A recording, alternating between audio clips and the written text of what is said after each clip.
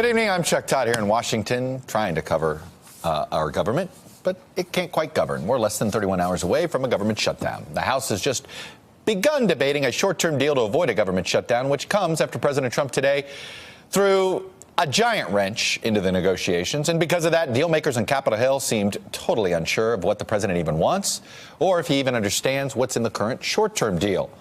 And now Senate Democrats are suggesting they have the votes to kill it anyway. Folks, here's how President Trump set off a chain reaction on Capitol Hill. 1. It all began with a tweet that seemed intent on blowing up his own party's deal as it dangled on the brink of failure. Why? Because it included a long-term extension of the Children's Health Insurance Program. That's called CHIP. This is what he said. CHIP should be part of a long-term solution, not a 30-day or short-term extension! Exclamation point. That tweet criticizing the deal sent members of his own party scrambling to figure out what the heck was going on. 2. It suggested to some Republican leaders that the president did not know what was in the deal they'd be told he would sign.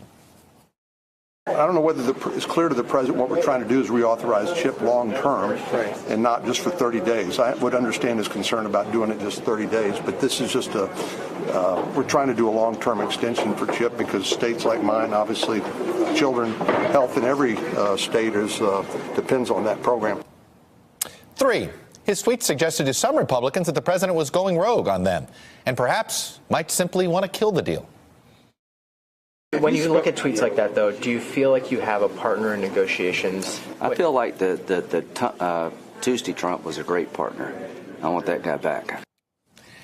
That's 2 Tuesdays to know at this point. Tuesday Trump is the nickname Senator Graham has given to the version of Trump, the one Trump he dealt with that he thinks is a reliable negotiator, the one we saw that one Tuesday, that day that he almost agreed to a DACA compromise. 4.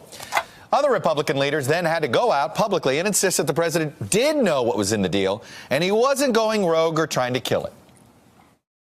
I didn't see what he wrote, but I've spoken with the president. He fully supports passing what we're bringing to the floor today. We figured out on a bipartisan basis how to renew and extend the CHIP program. Does the president understand it? Yeah, he does understand CHIP. 5. It prompted the White House to, once again, and when I say White House, not the president, to suggest they don't take the president personally too seriously, not even when he dumps on a must-pass spending bill at the brink of a government shutdown. The White House put out a statement insisting this, quote, the president supports the continuing resolution introduced in the House. And 6, the CHIP-induced chaos infuriated Democratic leaders who, look, we know they were looking for reasons to be outraged today, and boy, they were handed one on a silver platter. This is like giving you a bowl of doggy-doo, put a cherry on top and call it a chocolate sundae. This is nothing. It's really almost like an amateur hour. Hey there, I'm Chris Hayes from MSNBC. Thanks for watching MSNBC on YouTube. If you want to keep up to date with the videos we're putting out, you can click subscribe just below me or click over on this list to see lots of other great videos.